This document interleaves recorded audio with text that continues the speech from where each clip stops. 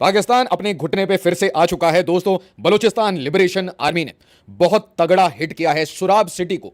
एक ऐसी strategic position पे ये सिटी लोकेटेड है, इसको अपने कब्जे में ले लिया है। इसकी पॉपुलेशन लगभग 40,000 है। बलोच लिबरेशन आर्मी के सैकड़ों जंगजुओं ने शहर का मुकम्मल कंट्रोल हासिल कर लिया। लेवी तो पुलिस थानों समेत बैंकों और दीगर सरकारी इमारतों को कंट्रोल में ले लिया। आपको तो मक्खी की तरह मसल दिया जाएगा और आपके लिए कोई रोने वाला भी नहीं होगा।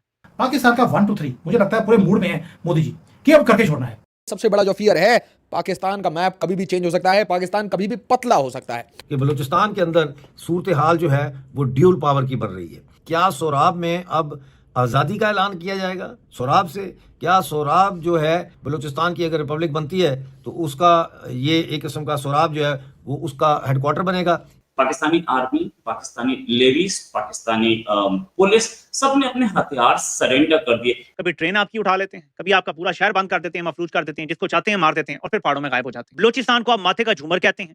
बलोचिस्तान की मादनियात पे आप पाकिस्तान के 2047 तक के मंसूबे बना रहे हैं, लेकिन आपकी रिट ये है कि जो कल्लात है उसके शहर में हालात ये हैं कि किसी भी टाइम आके बीएलए के लोग कब्जा कर लेते हैं पूरे शहर में। जितने भी हमले हुए बीएलए की तरफ से किसी महिला को नहीं मारा गया, किसी महिला पे हमला नहीं, किसी महिला के ज्वेलरी पहनती है, एक ज्वेलरी नहीं छीनी गई, किसी आदमी का मोबाइल तक नहीं छीना गया। नमस्ते दोस्तों, स्वागत है आपका वन शॉट इंडियन मीडिया में। दोस्तों, पाकिस्तान से एक बहुत ही बड़ी न्यूज आ रही है। पाकिस्तान की जो बलूचिस्तान वाली एरिया है वहाँ पर एक सिटी है सुराब सिटी। इस सिटी में तकरीबन 40 से 50 हजार लोग रहते हैं। इस सिटी को बीएलए यानी कि बलूचिस्तान लिबरेशन आर्मी के द्वारा पूरी तरह से अपने कंट्रोल में ले लिया गया है। खासकर इस सिटी की बड़े बड़े बैंक्स और बिल्डिंग है जो इस सिटी की बैकबोन है।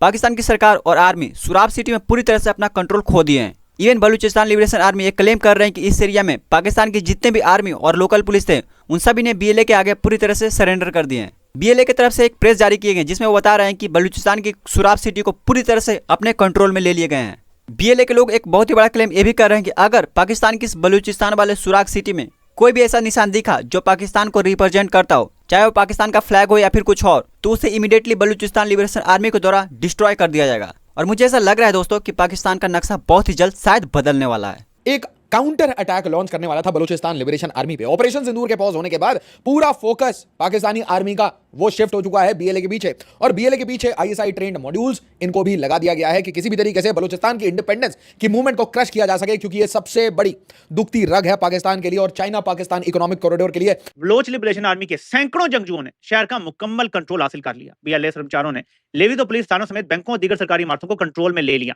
आपको तो मक्खी की तरह मसल दिया जाएगा और आपके लिए कोई रोने वाला भी नहीं होगा। कभी ट्रेन आपकी उठा लेते हैं, कभी आपका पूरा शहर बंद कर देते हैं, मफलूज कर देते हैं, जिसको चाहते हैं मार देते हैं और फिर पहाड़ों में गायब हो जाते हैं। और आप आगे से कह रहे हैं बलूचिस्तान हमारे माथे का झूमर है, और साथ कह रहे हैं वो आपका, मतलब मैं क्या कहूं उसको, वो कहता है जी कि ये कैसा चौकी मार है। जब आपके मंसूबे सिर्फ अपने इक्तदार के होंगे ना तो मुल्क सिर्फ तबाही की तरफ जाएगा। हालात ये हैं कि किसी भी टाइम आके बीएलए के लोग कब्जा कर लेते हैं पूरे शहर में। अगर इतनी सी आपकी रिट बची है एक सूबे में तो आप मादनियात खाक निकालेंगे, आप इन्वेस्टमेंट खाक करवाएंगे। ये जो खबरें अब आ रही हैं, क्या आर्मी एजेंसियां ये रिपोर्ट नहीं करेंगी अपनी अपनी हुकूमतों को?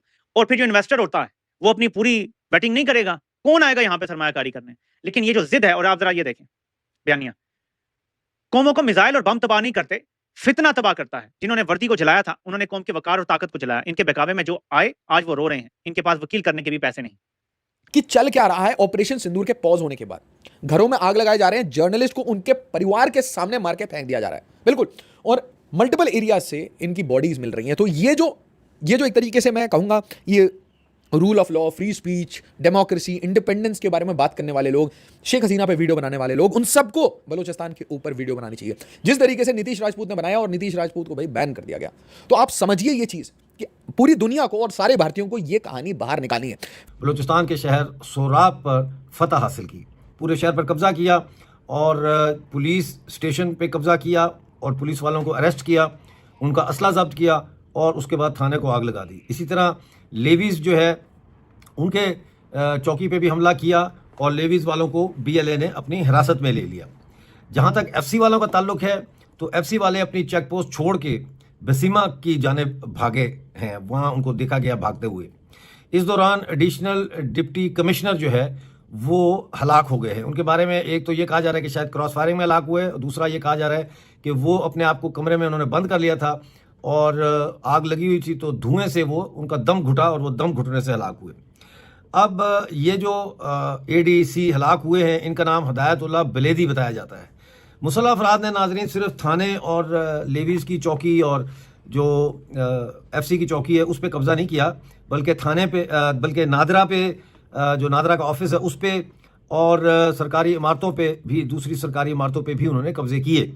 और फिर कई सरकारी इमारतों को उन्होंने आग भी लगा दी, कई सरकारी गाड़ियों को भी आग लगा दी, और फोर्सेस का जो असला है वो और कुछ गाड़ियां वो जिनको उन्होंने आग नहीं लगाई वो और दीगर सामान उन्होंने अपने कब्जे में कर लिया है।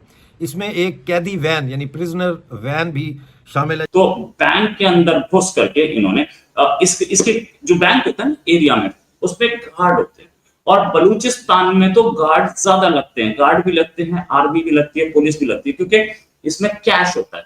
जिस कैश को अगर लूट लिया तो फिर BLA के पास फंडिंग आ जाएगी, इसलिए ये लोग कोशिश करते हैं कि यहाँ पर इसके ऊपर चारों ओर पुलिस रहे, कोई शायद इतने भारी संख्या में BLA के लोग आए कि पुलिस छोड़ के भाग गई।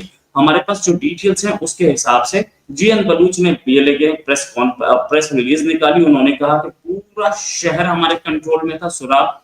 अब एक बैलेंस ऑफ पावर जो है वो चेंज हो रहा है। ये बलूचिस्तान सरकार जो कि पाकिस्तान की पिट्ठू है, पाकिस्तान ने अपनी एक सरकार बैठा रखी है बलूचिस्तान में, हालांकि उसके पास उसको कितना लोग मानते हैं मेरे पास इसकी कोई इंफॉर्मेशन नहीं। 90% लोग BLA को सपोर्ट करते हैं, दिख रहा है। BLA कहती है कि हमने उनसे बोला था कि हमारे कैदी दे दो, हम आपके दे देंगे, उन्होंने नहीं किया, इन्होंने कोई कैदी नहीं स्वैप किए तो हमने भी मार दिए। ऐसा BLA क्लेम करती है, पाकिस्तान की गवर्नमेंट कुछ अलग क्लेम करती है, पाकिस्तान की गवर्नमेंट, पाकिस्तान की आर्मी क्लेम करती है कि एक भी आदमी नहीं मारते। तो मैं चलूंगा पाकिस्तान की आर्मी के कहने पे कि एक भी आदमी नहीं मारा गया, सच बात है, ठीक है। तो उसके आगे मई में भी इन्होंने मंगूचर नाम का एक शहर पूरा का पूरा कब्जे में ले लिया था। जितने भी हमले हुए BLA की तरफ से किसी महिला को नहीं मारा गया, किसी महिला पे हमला नहीं, किसी महिला के ज्वेलरी पहनती है, एक ज्वेलरी नहीं छीनी गई, किसी आदमी का मोबाइल तक नहीं छीना गया।